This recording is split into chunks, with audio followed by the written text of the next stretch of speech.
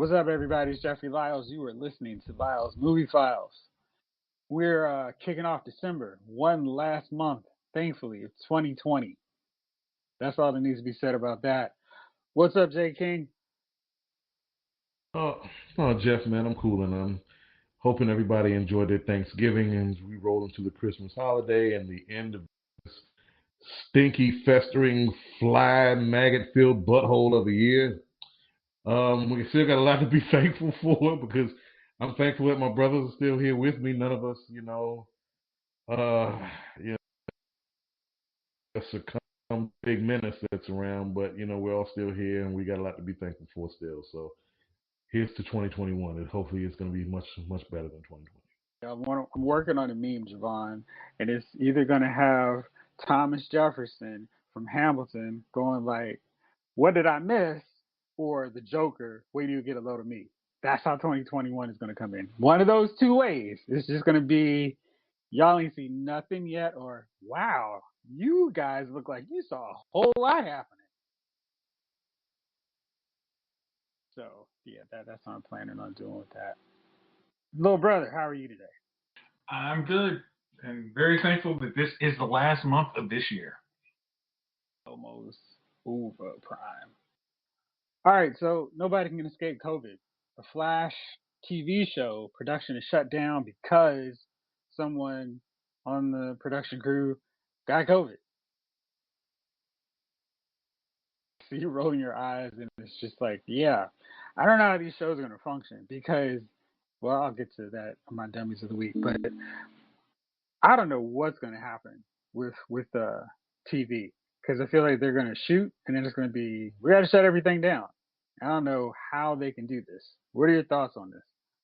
Honestly, everybody literally needs to look. Honestly, call.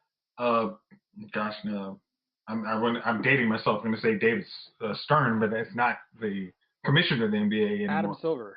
Adam Silver. Like everyone needs to literally follow that blueprint. It's like, hey, if you want to do commerce, you have to bubble. It's not a joke. You can't. I mean, you have to say, hey, if you want, say, 6 weeks of uninterrupted, whatever you want to do, bubble your people for 2 weeks, 6 weeks, 8 weeks, and go. You cannot, in this current environment, you can't let people go out to, they can't go home, they can't go to the bar. They have to be in a bubble. Otherwise, you're just going to be knocked over because somebody's going to be in COVID. It is crazy.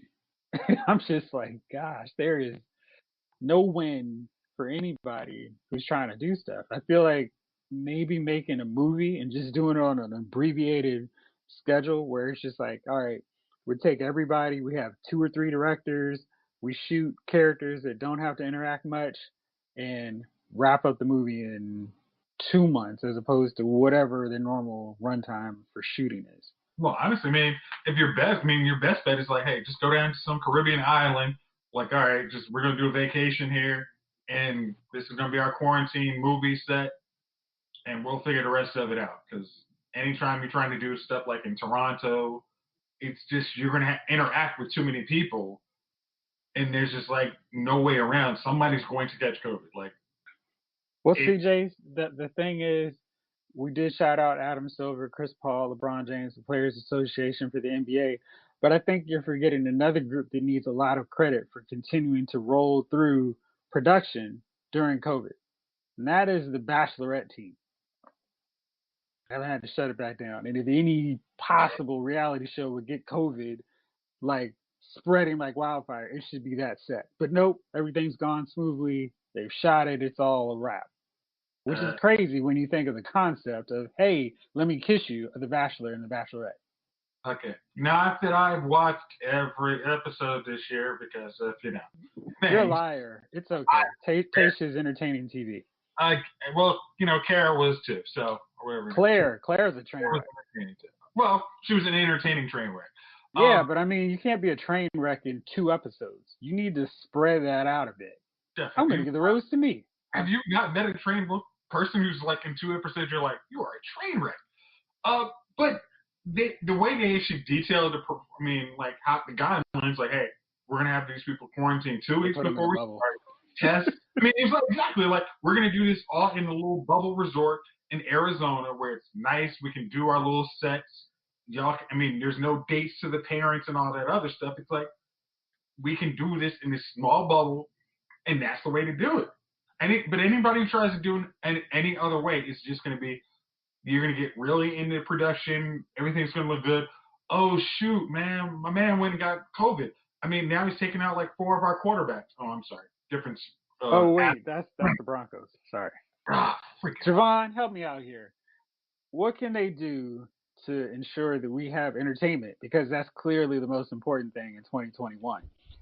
Or is it just going to be a thing where all of those movies that we thought were coming out this year, we're just going to have to watch them on our streaming services as our TV because no one can shoot?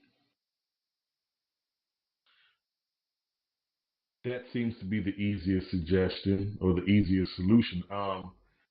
Jeff, I've been saying that for a while now. Streaming these in theaters only films because this is what option you have on the table. It only makes sense with the film world. There's always a bevy of films that are waiting for a release date yet to be released that they can put out. Jovon, I have seen too many of them. And oh man, if I've seen 70, maybe 10 have been entertaining, and then another 5 have been passable, and the rest have been terrible. Yeah. Why did a pandemic hit that we needed to get these movies out? But you know what's funny about that? It's a good opportunity for those films that may not have had an audience. Now you have a captive audience. That may be the one plus to it.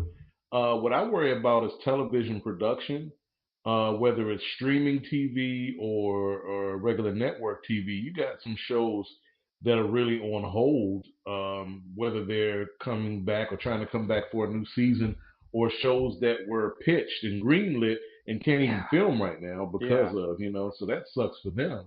And there was probably a few shows out there that we were waiting or eager to see, especially eager to return. One of my favorite shows will not be coming back no matter what because of COVID, and that's Glow. Their statement about canceling Glow was due to the physical nature of the show, blah, blah, blah. We went back in the capacity we want to, etc. I really don't know if that was the true emphasis behind. I sincerely doubt it. No, we can blame COVID for so many things. Damn, it's COVID. Thanks, COVID. That argument was so bad because it's like the WWE and AEW in wrestling right now. So like right now, cost too much money. We don't want to do it. Bye. Peace out. Do it. Yeah, fine. The show got too big. It didn't. And I think honestly, if the show would have won some Emmys or something like that, it's one of those critical darlings. Critics love it, but it wasn't nominated. If it were nominated and won something, we probably would be getting 2 or 3 more seasons of it. But we're not. But we could talk about that. But honestly, I think that studios are going to have to reevaluate again and say, hey, we got it. If it's out or if it's finished, we might as well put it out. Because if we have to keep delaying projects, we're never going to get caught up in what we're going to be faced with is an overload of slate of projected titles to release. I'm curious in terms of what this means for 2021, 2022, because is everything just going to keep getting delayed, pushed back, or what? Because I'm thinking there's going to come a point where there's a void of things, and we're only going to get movies with directors and TV shows with creators who can figure out how to work within this. Seems like the creative types would really thrive during this part. All right, so let's move on. 2020 has been a ridiculously miserable year. I was just looking through all of the celebrities who have died. It's crazy. Just looking at the list real fast, just on my photos of like, oh man, I can't believe he died. John Thompson, Kobe Bryant, Chadwick Boseman, and this week, David Prowse, the original Darth Vader actor, died, 85. So he at least got to have a long, lengthy life. But man, it's crazy. Pat Patterson died today, WWE. So lots of people are just dying. It's like, geez, this year just needs really to get a fast forward. No real news on that. I just wanted to say, gosh, so many people. Darth Vader is gone now too. And it's weird because it's like it seems like every year, for those of us who grew up watching Star Wars, then another actor from that original trilogy is gone. It's like Kenny Baker, Peter Mayhew, Carrie Fisher, David Prowse. It's like, man, James Earl Jones is still holding on, and if there was anyone I would have put even money on. Don't. This year still has time, Jeff. You're right. There's still time on. There's still ticks on the clock. We're gonna carbon date this podcast and be like, you bastard. Yeah, this is your fault. I mean, I've been working hard on some announcers jinx, Jovon, so clearly that's not working on my end. Yeah, like it would be a shame for Russell Wilson to hurt his knee for 5 weeks. Just 3. Not 5, man. I need the Seahawks to just not be in this thing whatsoever. But speaking of Star Wars, The Mandalorian dropped a huge, colossal bomb with an episode titled The Jedi, where we saw Ahsoka. Why can I say her name right, Jayce? I don't know why. I don't know. I read it and I'm trying to make sense of it. And it's just like, Ahsoka showed up. And it wasn't this thing. And she popped in the last 2 seconds of the episode. And was like, I can't wait till next week. We get to see her right away. She's got her white lightsabers. She's doing the dang thing. And it was amazing. We finally got a name for Baby Yoda, which I've despised as a name. Because, like, there was a female of that species. And we didn't call her Female Yoda. It just drove me nuts. Anyway, got a name for him. Grogu, he's chilling, it's great, and I can't wait to see where this goes. Ahsoka's looking for Grand Admiral Thrawn. This ties into what we saw in Rebels, and I'm just like, how in the world how are we so fortunate, one, to get this onto a TV show where we can get it pieced out to us in half hour, maybe 50 minutes if they're feeling generous episodes, as opposed to a trilogy where we have to rush through everything and maybe have a director change everything from the previous director. Sorry, that wouldn't happen in Star Wars. Jayce, what do you think about all this? Okay. I'm not sure how quickly after that episode, when I actually watched that episode that I called you, but it was pretty dang quick. It was literally just a matter. It's like, okay, Ahsoka was Ahsoka. Like, it was not like Rosario Dawson just is like kind of put on the pants. Like, no, they kind of try to make the moves exactly like you saw in Clone Wars. Mm-hmm. They very much followed like stuff that happened in Clone Wars. I'm like, yeah, I saw what happened when this worked. When this happened, I'm not touching this. Like, my master fell. I'm not the one to tell the next generation how not to fall, because I'm right. Because my master was one of the best of these whole Jokers, and if he could fall, anybody could fall. I mean, like I said, I'm a product of that, and I left the order. So what does that tell you? Yeah, I saw that image that somebody drew, and it's on my iPad, of course. I can't pull it up. That I sent it to you, and it was so great, where they drew a sequence where Luke meets Ahsoka, and now that's all I want out of Mandalorian instead of the Ahsoka show. But gosh, I just feel like they've already de-aged Mark Hamill, Carrie Fisher for this fanfic that they did. So I would love for Mark Hamill to be able to do the voice and channel up young Luke, or young-ish Luke, meeting Ahsoka, telling her what happened with Anakin, and wrapping a nice bow so then we can go on with the rest of Ahsoka's journey. But knowing in the end that, hey, he was okay. Everything worked out. Yeah, I love that idea, but I'm more excited, honestly, for that moment when she said, I mean, like Ahsoka was dueling the boss of magistrate, and when she said, "I'm looking for your master, Grand Admiral Thrawn." Yeah, I kind of like, yes, even more. Like, you guys mentioned Admiral Thrawn, Grand Admiral Thrawn in live TV. It's like, again, those fan fictions didn't do anything for me, and all it took was one mention of one dude's name who literally really kind of brought me back into Star Wars with those the Rebels. Well, no, not even Rebels. I'm talking about like the Heir to the Empire like saga, like those books. And then those books were so good. You know, it's one of those deals where it's like, we don't have a whole slew of material, but I think they could do a whole lot with the animated universe. And I mean, we've seen how great Star Wars can be in this CGI cartoon era. I would love for them to adapt Heir to Empire, however long it takes for them. Do 26 episodes, 3 or 4 seasons, tell that whole story, and just do it up because that would be great.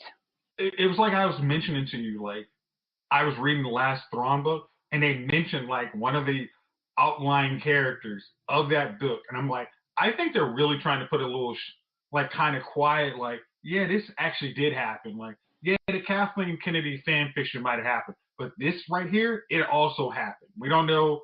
I don't know if they're going to do it. Like the Timothy Zahn said, I'm out of the loop. I don't know what's going on, but I'm like, yeah, they're doing something here. I mean, like by putting Thrawn in there, and it's like, especially what we saw at the end of Rebels, which could easily go with what happens in Heir to the Empire, because Thrawn was lost and then he magically comes back. It's like this all could work together to make Heir to the Empire, and then we go to. I mean, hell, Mara Jade is literally what actually truly means like Luke to leave the Jedi, and it's just kind of like, yeah, well, that was some other fan fiction if you want to hold that in. But I mean, as a cartoon, I think that is the best. It's like you don't have to worry about Mark Hamill, Han. I mean, Harrison Ford is off doing whatever he wants to do.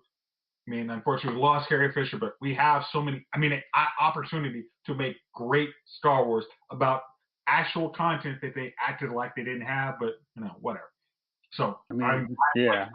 When I heard that, I was like super pumped. So I am like, sign me up. If you ask me to sign up for another 2 years of Disney Plus based on that episode, I didn't.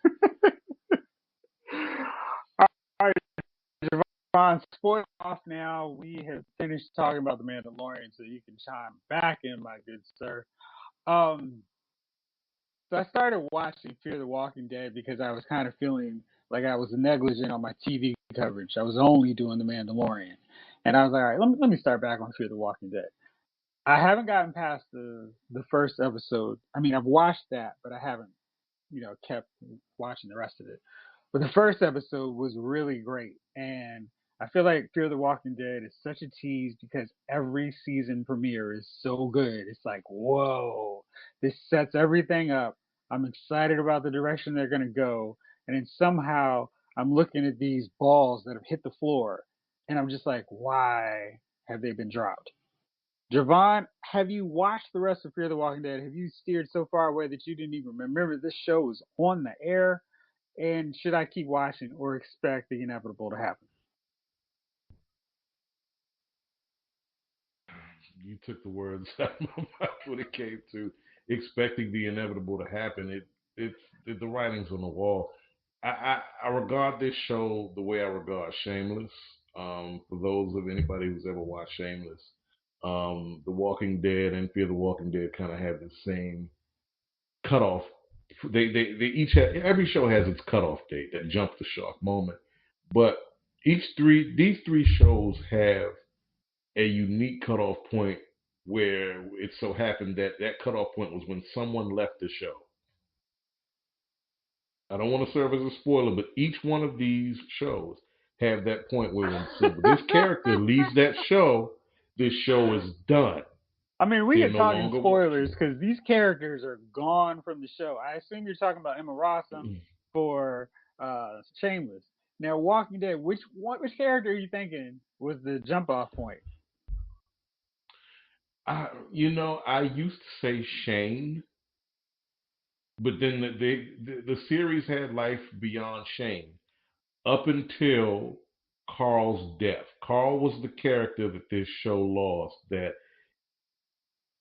Carl was never my favorite character, but the thing about Carl's death is that it ushered in an era of that show, The Walking Dead, where unless we're talking about the day one actors in this series, everyone else is very disposable. Very disposable. And when I say day one, I mean Rick, Daryl, Carol. Rick, Daryl, Carol. That is it. Everyone else. Maggie has been gone for 2 years, and nobody even said, "Well, where's her baby?" Nobody cared. Nobody really cared that much. The show Well, went on. Javon, in terms of The Walking Dead, I know you've been like, whatever, this show's done. But Angela King, the showrunner, has patched this thing up so well that I feel like there was an endpoint to where it was really good, and I feel like Mhm. she started almost making it a different show, like a new series that's She worth watching. she did, Jeff, by making you care about certain characters with these new story arcs. But I'm gonna tell you Yeah. one of the biggest flaws of this Angela Kang ran version of The Walking Dead, this new era of The Walking Dead, is the departure of Michonne left a really sour taste Yeah, in my yeah, mouth. yeah, yeah. But I don't know if It that was wasn't. her. I mean, yeah. I think what happened, it was a Yeah, Black Panther 2 thing. And it was like, well, I got to go because I got to do this movie I gotta go that's film the coming. movie. Oh, wait, there's Yeah, a pandemic. And oh, shoot, our lead star's dead. and So it's like, thank you. Yeah. so much You stuff know, there. But I'm with you because, yeah, yeah. it definitely feels like a weird void with Tanai gone. Now this is my thing about that particular departure of the show, right? But she was the one I thought Eh, you were going to say. You know what? Because I felt like with Michonne, I knew that when that happened, when Carl left, and I knew that when we talked about Rick departing the show, I I kind of felt like, okay, the writing's on the wall. This is getting ready to become the end of the line for the series. Michonne's departure for me wasn't as crucial as Carl's because that set up a non-climactic war, right? With Michonne's departure, it left such a bad taste just because she deserved a better departure, and also the story itself was weak. She gets on the horn and says, "Hey Judith, I saw something that may or may not resemble your father's remnants. I'm gonna go up to wherever and go look for him. You cool with Yo, baby Daryl?" girl, who I have held on so close and tight that I didn't let out of my sight for so And I long. didn't I got to peace out let real out of fast. my sight. Yeah, Yeah, I'll be right back. You and your brother go stick with Daryl and the dog. You'll be just fine. yeah. I'm also thinking Well, like, it's true, Like, because if you got a shield on The Walking Dead, Daryl is the best one to stand behind. Someone was breaking the fourth wall on that. yeah. So I All mean, right, I so on could say, Fear, who was the character that left that you were like, all right, the show's done? God, what is my man's name? He's Are you another talking day about one guy. Frank I or cannot Nick? think of his name. Frank. Yeah, Yeah. was it Frank or Nick? His No, name, I I'm gonna think, say is, Frank. Frank. I think his name is Nick Delane. And I'm trying to, I thought his name on there was, drug dealer. I mean, the drug addict. Yeah, it's Frank Delane. yeah, So yeah, that must be Nick. yeah, Yeah. yeah. Gosh. You know With, what, Javon? I would, but I hated almost all that entire family. I couldn't stand them. When he got shot, I was like, oh, I'm so into the show now. I'm not, because they would do the most absurd things, and it just drove me nuts. We've got a boat. We're unstoppable. The walkers can't swim. We are so good. Hey, let's park the boat and just hope for Park the the boat. best. And everybody's leaving the boat. That was Yeah. the part I was like, this show is terrible. All these characters are trash, and they all deserve to get killed.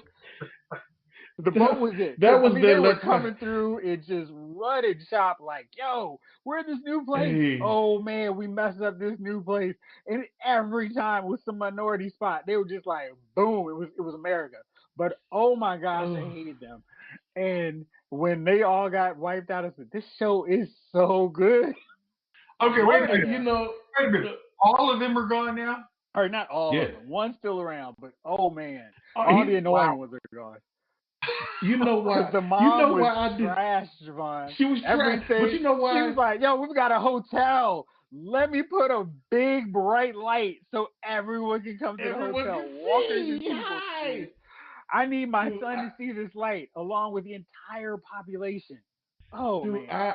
you know why I like that though, Jeff? Because it's just like stupidity. It It's was, just man. like That's stupidity, why I kept watching. and it was so rewarding when they died. That's the thing. It It's was. like no matter what happens, you're not gonna top this feeling I have now. And then when they started bringing over like the expanded cast from The Walking Dead, I was like, no, because now they're gonna dominate this show's storylines, which they to a degree have. Yeah, but Morgan's constant character flipping is so amazing. I mean, they just literally spin a wheel of where his personality is gonna go. He's a vigilante this episode. No, he's a pacifist. He's a No, pacifist this episode. he's a sermonizing leader. We can come together. I'm like, He's a yo, holier where's than he gonna go? Where's he going this episode? he's holier than now with Dude. some kind of BS Messiah complex. Oh man. Morgan, this time 5 years ago, you were writing your name in your own feces in a small town you would proclaim for yourself. You had lost your mind. Oh man, but dude, it's hilarious. That It show. really is. It really is. I'm gonna keep watching. Have you watched this newer, this like third So spin-off where are we show at? or No, second spin-off show? no, I don't. I cannot and will not.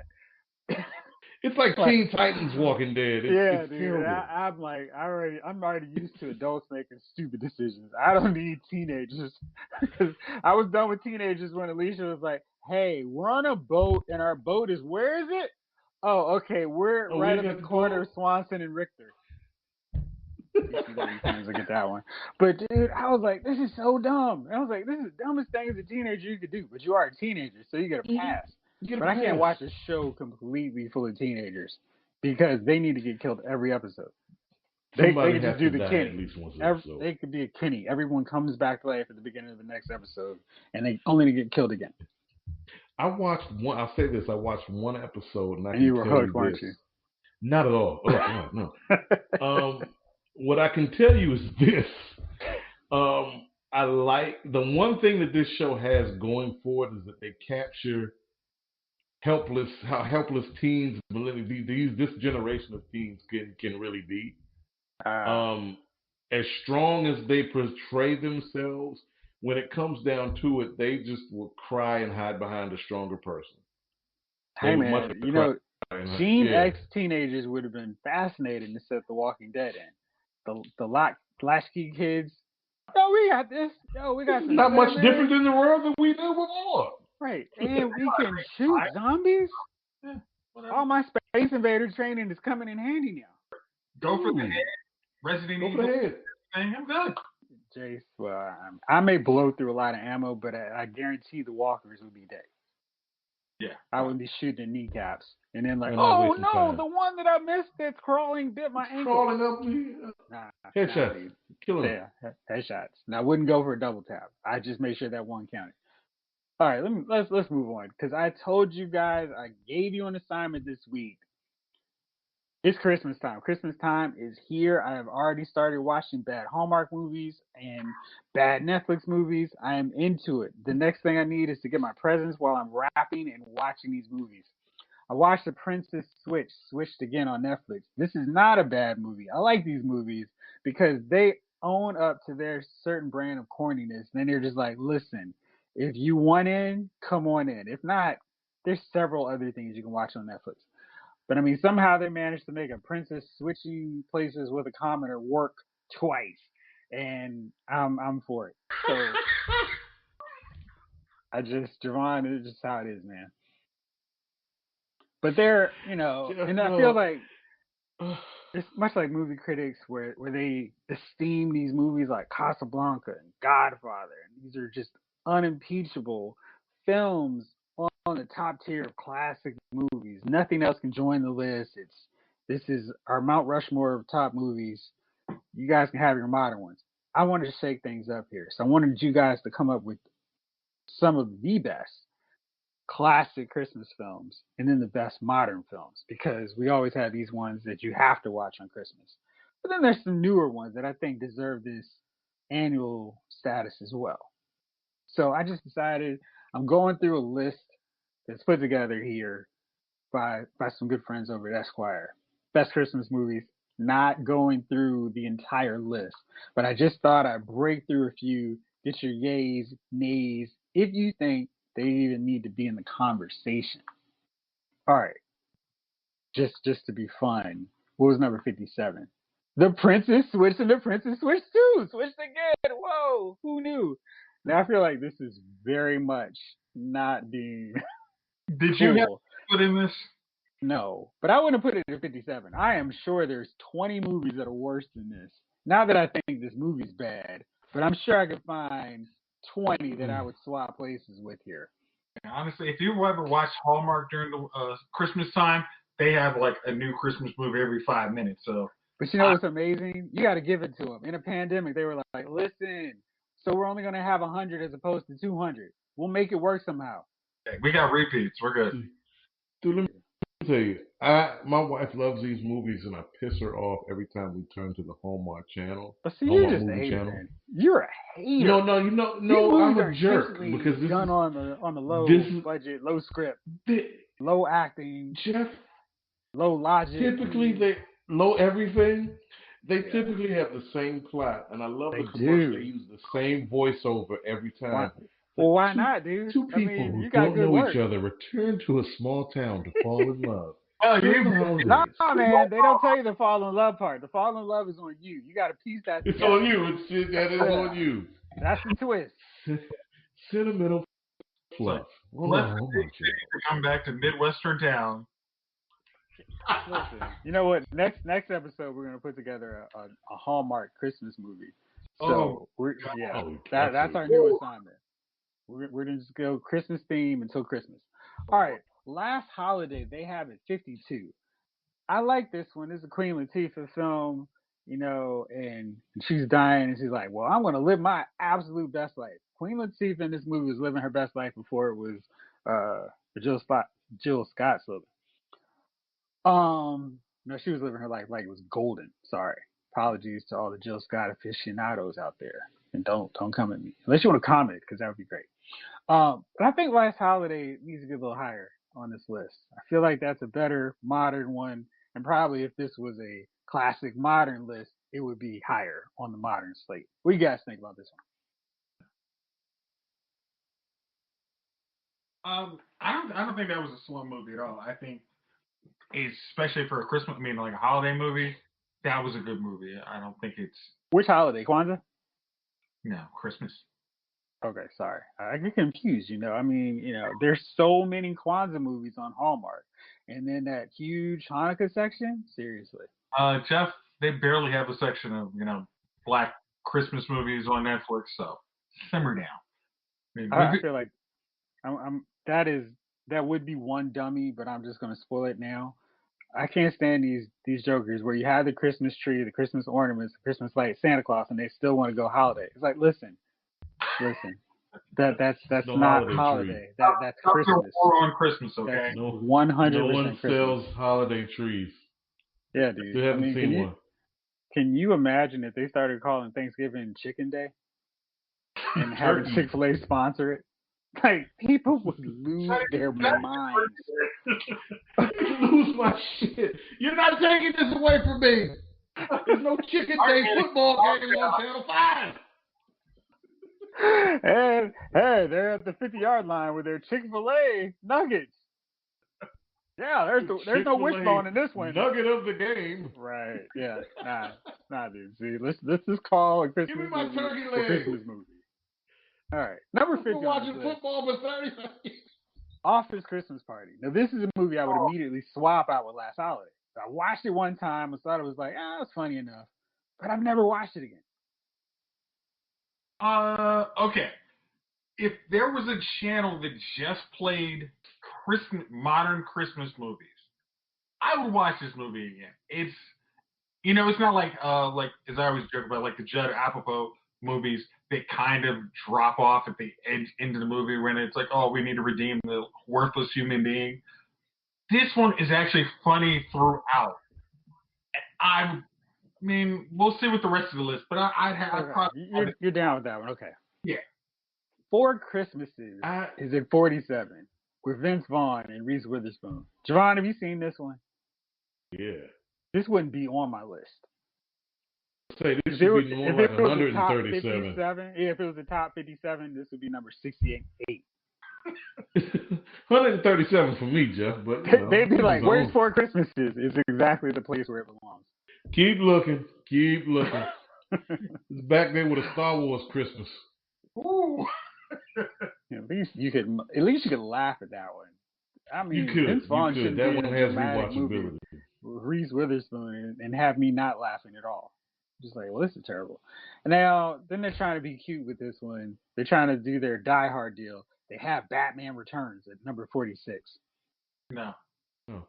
Batman Returns Yeah. happens to have Christmas elements. It's not a Christmas movie. So, yeah, Off the list. off the list. Just Friends, Ryan Reynolds, Amy Smart. You remember that was one? funny. I like that. I like that one. If nothing else was the butthole little brother. Yeah. You know, That it's kid funny gave because us something that stayed in the lexicon. Slap ham. I slapped the ham before I got that. I remember. Floored me. Oh, Jayce, isn't that funny?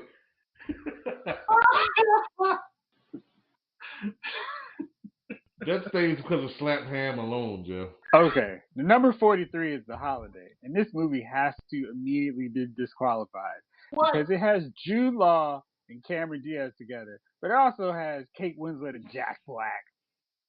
Oh wait. Are you talking about The Holiday?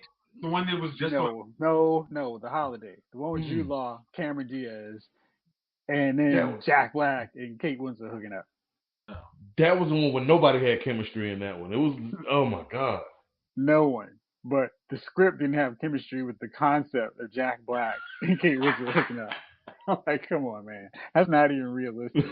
It's not even realistic, boy. You gotta do better. Oh, no, this is a straight up ridiculous kill the list, burn the list moment.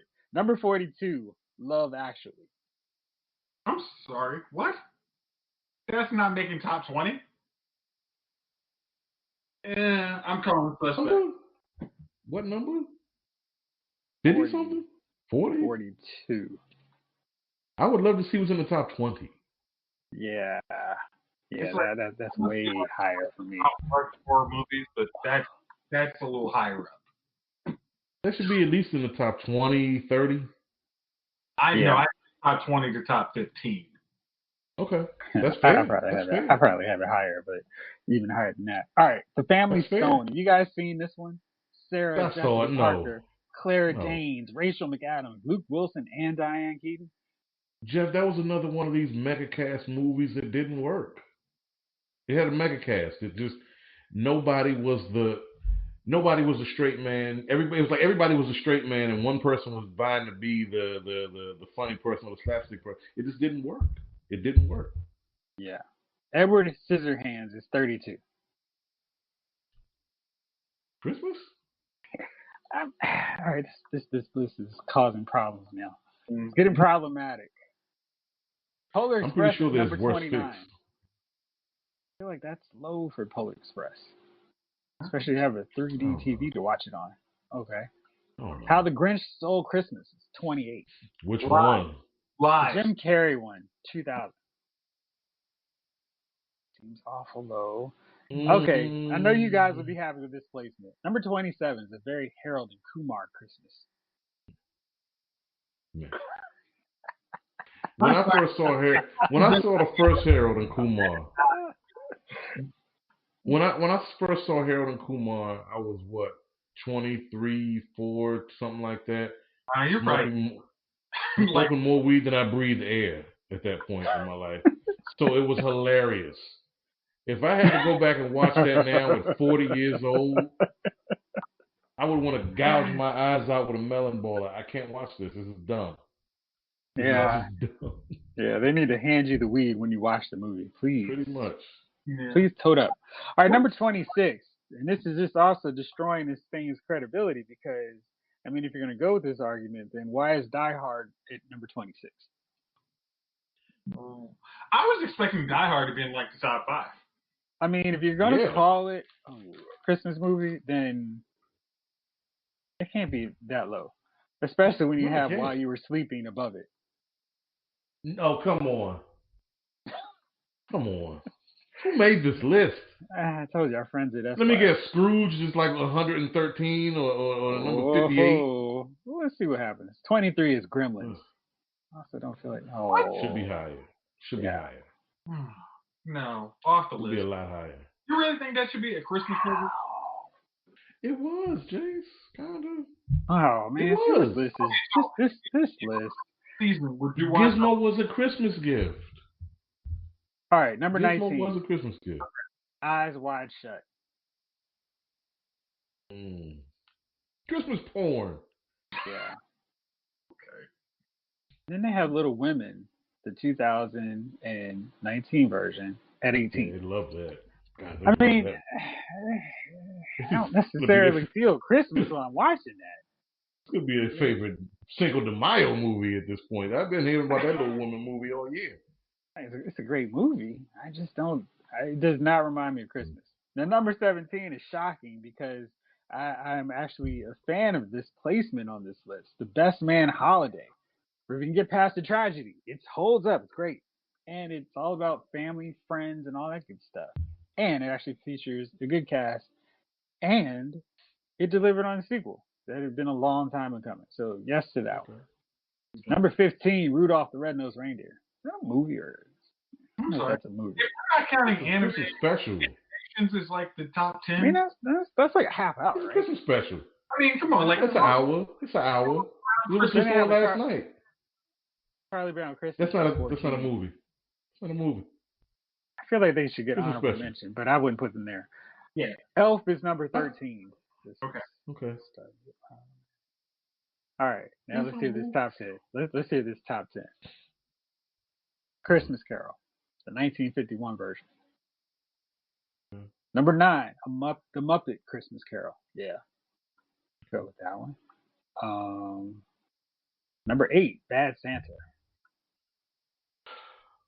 No. Number 7, Miracle on 34th Street. Number 6, you guys called this earlier, Scrooged. Okay. Number 5, Home Alone. Okay. Solid. Number 4, the Maggot Special, White Christmas. Mm-mm. Number 3, Christmas Story. Okay. Number 2, National Lampoon's Christmas Vacation. So if you've been paying attention, that means there's only one obvious number 1. It's a Wonderful It's a Wonderful Life. Yeah. Yeah, it's on everybody's list. Now that would be my classic number 1, and if I'm flipping a coin, that or a Christmas Story. So they really went predictable with the final group here. And National Lampoon's, any one of those could be the number 1. Yeah. All right, so let's hear your classics before we go further. Jovon, what's your number 1 classic? Or 3, if you want. My top 3 classics, they kind of had in their top. Even that when we say classic, Jeff, are we talking about pre what year? Let's say classic goes black and white until they start operating with semi-modern technology. So when the cell phones come out, that's our cutoff point. Okay, so with that said, I can go and let's just 3. All right. Being that the modern, semi-modern, Home Alone, Christmas Story, Lampoons. Okay. Solid choices. Bro, what you got? To be honest, I have my top 3. I think actually exactly like theirs. I kind of cheat and put Charlie Brown's Christmas special in there. If we are putting animated, real, everyone watches these Christmas movies, I'll stick with their top 3. Okay. All right. Now it is time to go modern. So where are we going to go, fellas? Jayce, you went last. Why don't you go first this time? Okay. One movie I really liked was This Christmas. The fact that wasn't on this list is atrocious. They must not watch the movie at all. I can't even buy how that's not on this list. And this one, I was kind of like, is this really a Christmas movie? But I really liked it. Was Rise of the Guardians.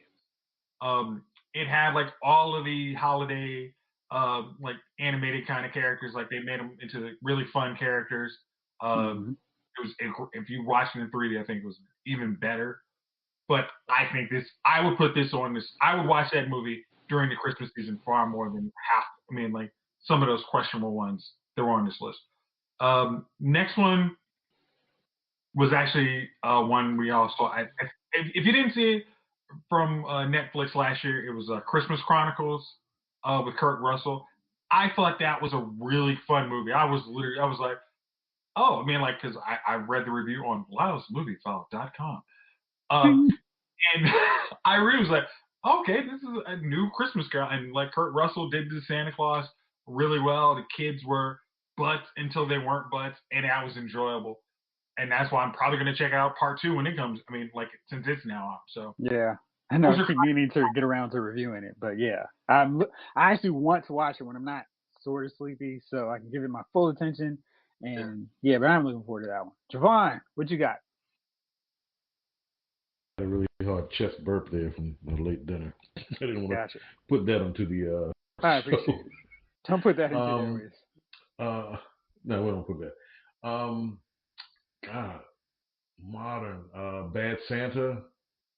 Where's my list? I have Bad Santa. I have Krampus, and I wanted to put The Night Before, but I felt like a lot of times during the night before I was laughing because I was supposed to laugh. You know, it's not like one of those movies where the jokes kind of creep up on you, or the funny creeps up on you. You gotta look for it. No, it's right there for you.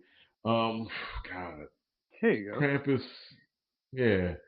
All right, Krampus, Bad Santa, and I'm all right. The Night Before, begrudgingly, but it's The Night Before. All right, for mine, I'm gonna go with This Christmas because literally it is my Christmas movie I gotta watch. Because I mean, you got Idris Elba running around, and he's got his American accent that he's polishing up here. You got a pre-Rihanna beating Chris Brown, young, fresh face, going to be a star, young Teddy Pendergrass. And the cast is just, there is no weakling. Loretta Devine, it's just Delroy Lindo. So it's a wealth of great actors.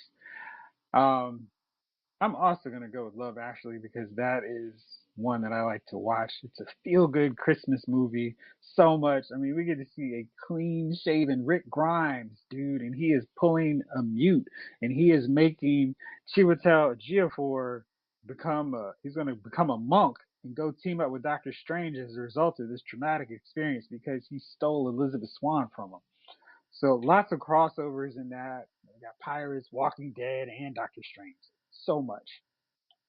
My last one is from a movie that I absolutely loved when I saw it last year. It's Claws. I am looking forward to watching this movie again for Christmas. So good. Felt like a classic cartoon, and it doesn't go overboard with the songs, but it has one song that's perfect for the moment, and it's so good. Yeah, but definitely Claws. All right, well that was my picks for that. Thank you, gentlemen, for yours. Y'all are out there listening. I want to hear your choices and tell us what you think about ours. But now, fellas, it is that magical time of the week.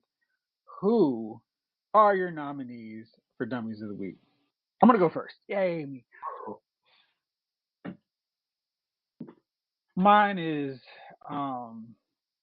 for what is it exactly? You know what? I'm gonna let you go first, Jayce. I'm gonna hold on. No, I'm sorry. I got it now. I got it. At least I think I did. Mine is the NFL. Mine is the NFL because really, John Wall is gone to Houston. Can we put that on the list there? Who did they get for him, Jovon?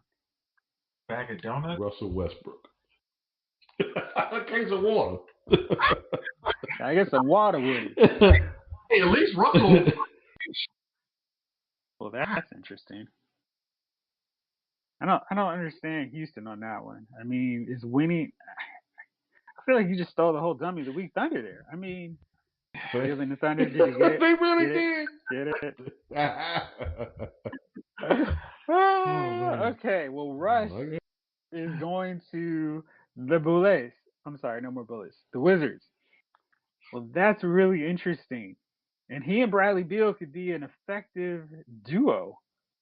And you know, in the NBA, according to TNT, it's all about the duos. All right. Anyhow, so my dummies of the week are the NFL because they have apparently decided we are basing our COVID guidelines and regulations based on the teams that we like. So for a team like the Steelers, we can move your game to Wednesday. I mean, Wednesday night, not a great night for football. There's no song about it. No movies have ever been made about Wednesday night primetime football. So yeah. Whereas They have for you're Friday. yeah, dude. I mean, Friday night, great night for football. But they are just randomly deciding, this game is going to get switched out. My 49ers are going to be playing in Arizona for the next 3 weeks. It's madness. Cancel the season. All the Niners are hurt. And unless we're going to go back into the playoffs, we can resume it. But for right now, let's just put a pause, little bow on this thing, and let's stop this foolishness. Commissioner Goodell. Thank you. Sincerely, management.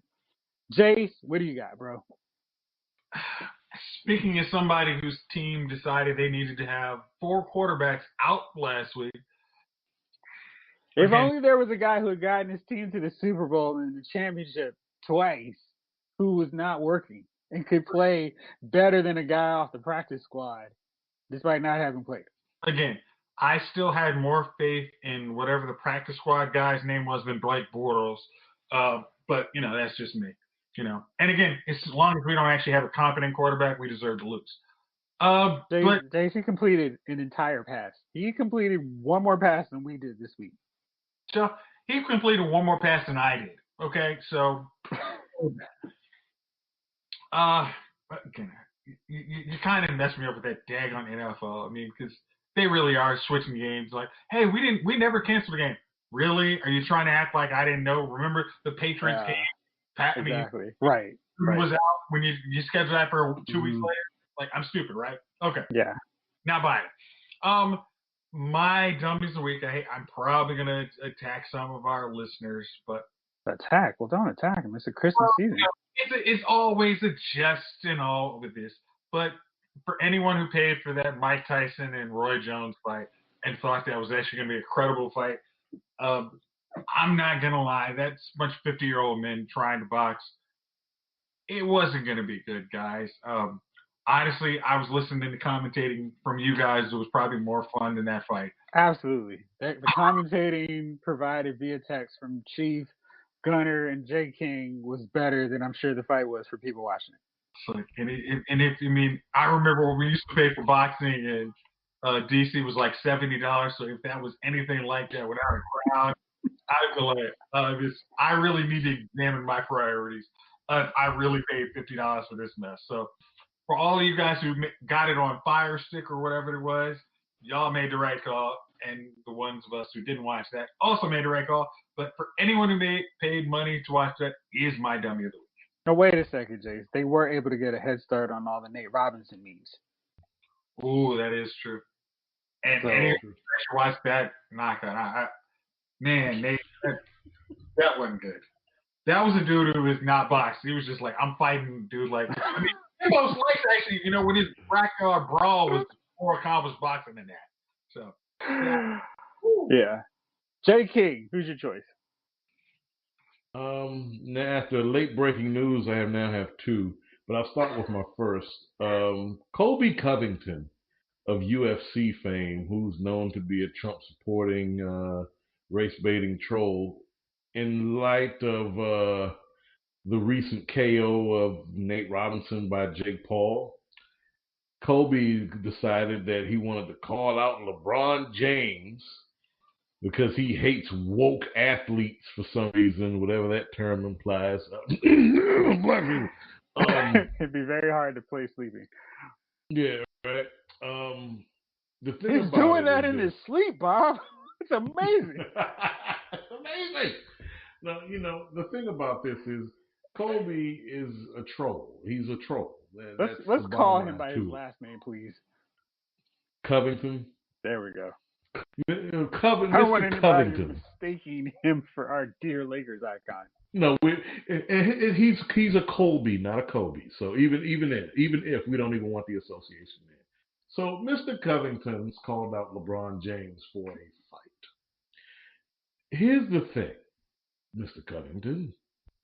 Unlike Nate Robinson, LeBron's profile is a little higher. And Let's just you say don't that. need your money, dude. And he doesn't need anyone's money, by the way. Number two, Nate Robinson is about what, 5'8", maybe 190 pounds. Let's see. Jayce, if you wouldn't mind looking that up for me really quick. I think he's less than 6 feet, right? Somewhere around there. Meanwhile, LeBron James stands at an impressive 6'8", and I think he weighs maybe around 245, 240 pounds. Oh, he's Kobe 270. Covington, No, 270. Okay. And what size is Kobe? And what size is Kobe Covington? 5'7", 5'8", something like that. Dude, that's not even going to be a good fight. I mean, yeah. Yeah, even if this were That's to not happen, even a Kobe, good hypothetical dream match of watching LeBron smash this dude. yeah, Kobe, even if you were to train with Jesus's MMA trainer, you would lose terribly. I don't care if LeBron learns how to do anything related to mixed martial arts or wrestling. The mere fact that he could probably palm your head and lift you clean off the ground like a kettlebell. And he knows how to dunk, Jovon, so that would be an impressive finishing move. That would be an impressive finishing move. We're doing Mortal Kombat Fatality. 22. This would be his fatality, dunking you head first through a ring. Probably right? not be a friendship, though. I don't think there'd be a friendship in this one. I would Probably hope there wouldn't be a friendship for this one. Yes. But Friendship. Cole, Mr. Covington, don't stop. Just continue to. And didn't you just get beat up by somebody bad? You got KO'd by a big black man last year. Let it go. I know you hate black people, but look, this ain't the way. This ain't the way. This ain't the way, Hoss. Get another stupid MAGA hat and pray that Trump runs again in 2024. Whatever you idiots are doing, just relax. I know they're still counting the votes, Jovon. They're still counting because somewhere there's a missing cache of votes, Jeff. We have to admit it. We have to admit it. Widespread corruption. I just want Rudy Giuliani to come up there and start sweating hair dye again. That was I hope he was somebody's dummy of the week because I wasn't around. I wasn't enough for that one. That right there alone, and that crazy white woman he had behind him yelling about, oh my God. It's bread in the votes. It's yeast. COVID was created in a laboratory by Dr. Zhivago and Snoop Doggy Dogg. You're crazy. Why is he teaming up with Dr. Zhivago? This lady is crazy. She was just yelling gibberish back there. She got up there. She's a lawyer. Somebody pays her. Crazy people all the way around. I wish Sacha Baron Cohen had his daughter, quote unquote, back up there and make Rudy stutter.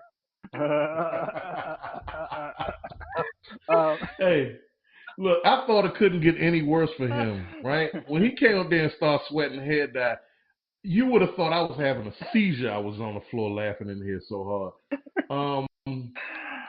Who's your number two? Number two. Why are you doing hair dye? Like, that was just like, really? That's over. Dude, you're 90. It's over. We know you ain't got a head full of black hair. I hate when old guys do that. Stop it. But let's face it, that's the worst thing we've seen him do this year. We have not. That is not. I just thought it couldn't. I just thought he wasn't going to make the news anymore. I thought he was just going to find a rock to hide under until this was over. But no, he comes out the next. He was like, "Here, hold my belt and britches."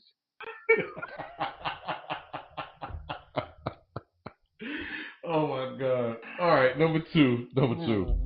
Hot off the wire, the Houston Rockets general management team just traded Russell Westbrook, a guy who's missed maybe 2 games in the last 8 years, for a guy who hasn't played for the last 3 seasons. This would be the year, Jovon. This is the year. Hey, look, this is the first time the Wizards did something right.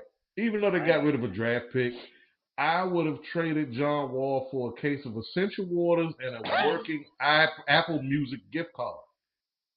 I would have traded John Wall for You didn't even care about the value. It worked. Jeff.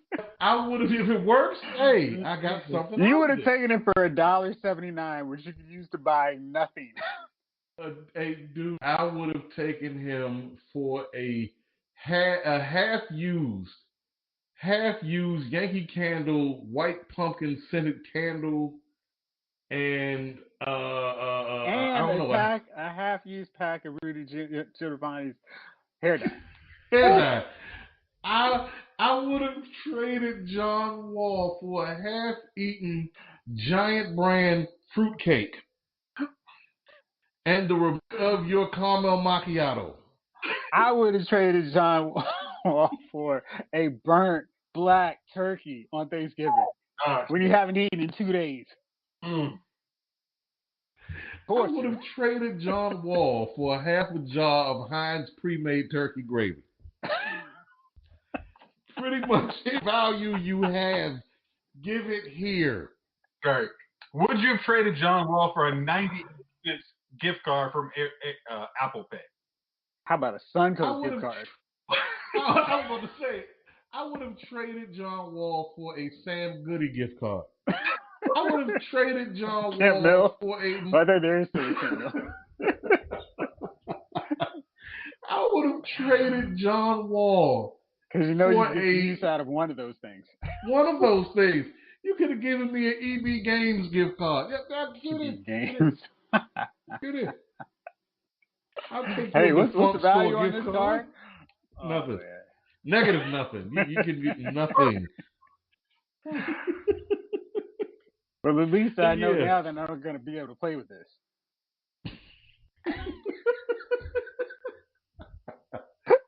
Look, they got it right for a change. Get this albatross of a contract out of here.